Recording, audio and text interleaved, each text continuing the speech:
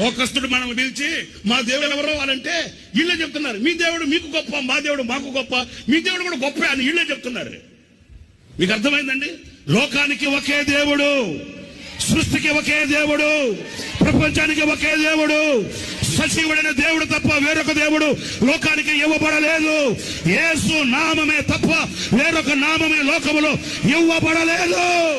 ఒకవేళ చావైనా, రేవైనా, కరువైనా, కష్టమైన ఏది మన మీదకి వచ్చినా యేసు ఒక్కడే దేవుడు.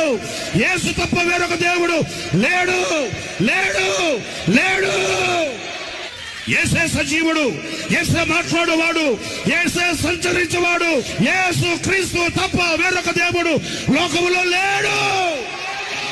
నేను నమ్మిన నీతి, నేను నమ్మిన సత్యం, ప్రపంచానికి ఇవ్వబడిన నగ్న సత్యం, ప్రపంచానికి ఇవ్వబడిన ఏకైక ఉపదేశం యేసు ఒక్కడే